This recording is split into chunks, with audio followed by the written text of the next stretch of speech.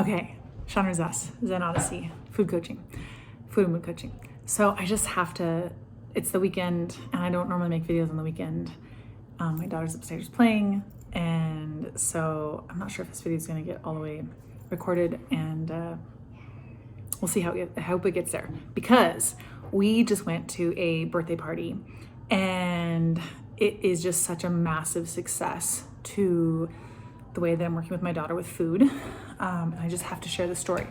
So they're very dear friends of ours, and we love them very much, and they have a lot of big parties, and we've seen, we know what they eat, and we actually talk to the parents about food and the importance of health. They're actually really health-minded, but oftentimes the food is like not always, but like it was like processed foods mostly.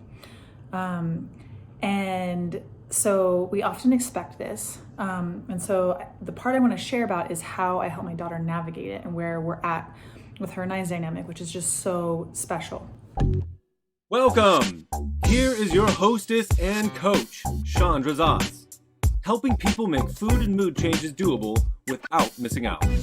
Go ahead, high five that like button, subscribe and share while you're there.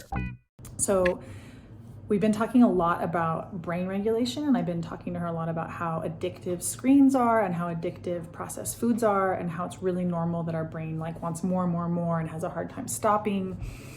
And I've been teaching her this concept, and like we've been talking about seed oils and different types of sugars.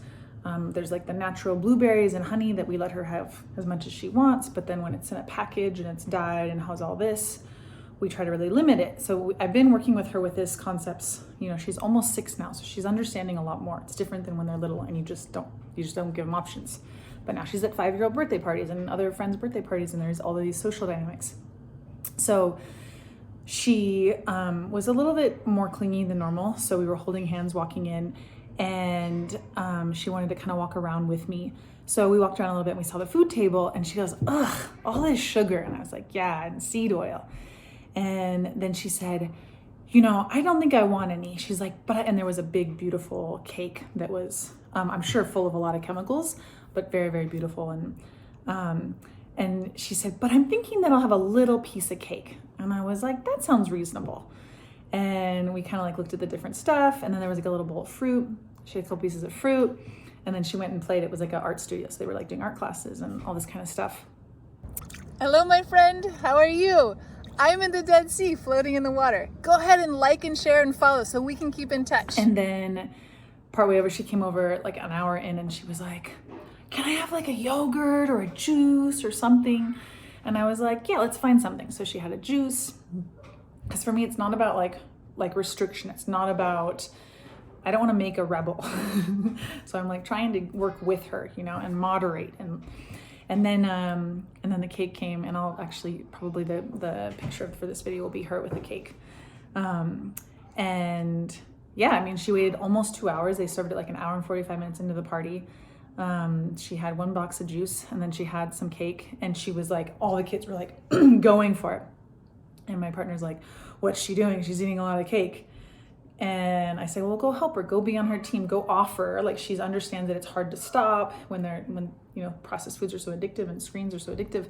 It's hard to stop. So like, go offer her help. Does she need help like taking the plate away? And he was like, looks at me, and I was like, "Just go be on her team." And so he goes over and he like leans in. He's like, "Hey, Khalees, do you want me to take that for you?" And she looks up at him and she's like, "Yeah, yuck." And she hands him the plate, and he takes the rest of the cake away and throws it away, because that is part of the process. It's like, even though she knows it's addictive and we've talked about it, so it's like she's kind of clued into it, but still it's hard for kids to regulate themselves, to say no to those really big dopamine hitting things that we're giving them. For us too, it's also hard for us adults. And so I just, wouldn't expect a younger kid to do this. I think that there's like, throughout her time, we've been working on different stages of these food decisions. I think this is appropriate for a kid that's like, able to understand at a certain level. But this is like what I can help you with, is like figuring out where is your kid's level at, where's their brain development, what can they understand. Like when they're little, it's really easy. You just give them healthy, like you have complete control. And then slowly you have to kind of work through the different phases. And this is what I've done with Kalista. There's a story that people recite back to me all the time on the camping story with s'mores, where one weekend she went out with her dad and for a little daddy-daughter camping trip. And a family next door invited them over for a fire and s'mores. And she was interested, and she was like, why won't you have some, Daddy, Abba? And he was like, oh, I know it's gonna make my tummy hurt. And then a couple hours later, she's like, oh, my tummy hurts. And he's like, yeah, remember that s'more you had? And she's like, okay. And then the next 2 weekends later, they were at the exact same camping spot, and a different family invited them over for s'mores. And she just politely declined at 3 years old, because she had that connection of what's making me feel this way. I have to tag on one more story because I'm definitely tooting my own horn. But New Year's Eve, I just think it's really powerful for you parents to understand that like it's possible, and it doesn't have to be restrictive. It doesn't have to be fighting. I feel like I'm giving my daughter one of the best gifts in the world, is like learning how to regulate her brain and learning how to choose and learning how to listen to her body. And so New Year's Eve, we had had an unusual day. We normally pack food with us to go, and we didn't. So she ate a chocolate croissant and a blueberry muffin from Coffee Bar. And then we went to another party. It was like a big festive day. And she didn't really eat much, and she had really begged for a sucker, and she wanted a sucker, and I told her she'd get a sucker that day. And she didn't eat any other food. And when we left the party around 9, she was just like really not feeling well. And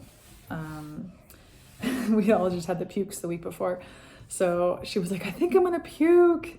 And I was like, oh gosh, are you really sick? And then we kind of discovered, no, it was actually just her belly was feeling really not well from the food. And I was like, do you think about what you ate today? And you think that might be a part of it? And then it was so cute. She's like, will you be my food coach?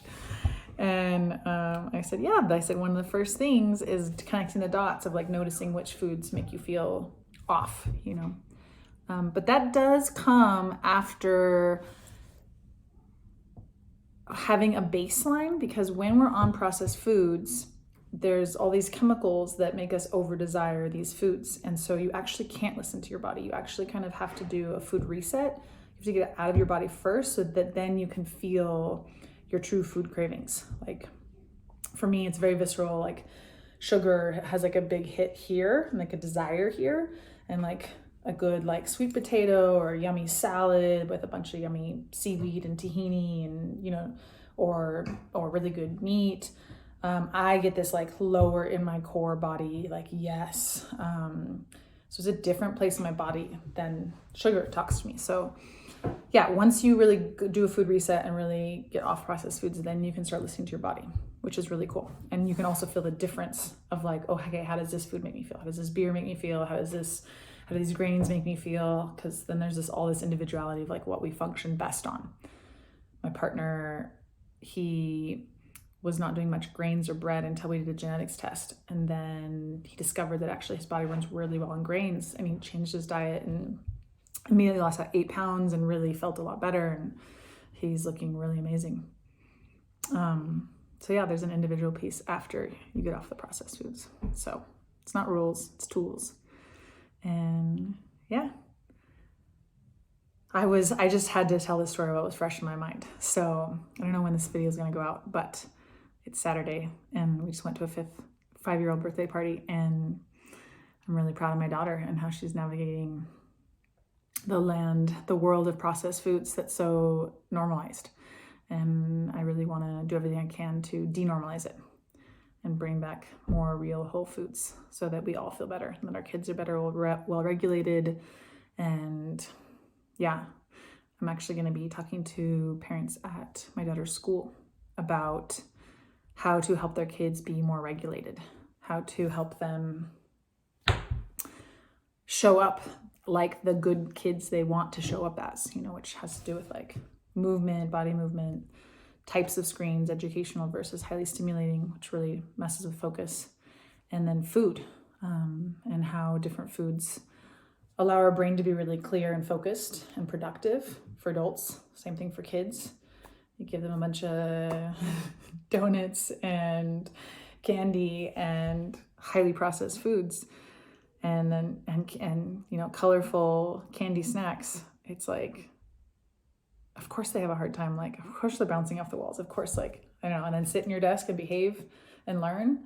I just feel like we're like making it so hard on them. So I'm working with our school that trying to get understanding of the connection of food and focus and kids' abilities to learn and self-regulate. Yeah. Okay, one last story. When my daughter was 3, the school noticed that she was well regulated till 5 p.m. without a nap, even on days without a nap. And because the school had like mandatory naps, and it was during COVID and no one was sharing any food. And one of the teachers noticed the food that I was giving Calista and her ability to regulate. And they noticed the other kids that were like having bagels and like having tantrums by 10 a.m. And they asked me to start talking to the parents of like, can you teach the other parents how to feed their kids so that our job is easier, basically? And why don't we parents also want the same thing? You know, we think that eating the packaged food is saving us time, you know, because we don't have to prepare it, we don't have to pack it, you know, we don't have to, it's less preparation. But what I see over and over again is like, it's costing us time and energy to eat processed foods. Like, it's making us more tired, less clear. We need more sleep to recover. So I really like to, I totally forgot what I was going to say. So that's it. I'm going to go be a mom.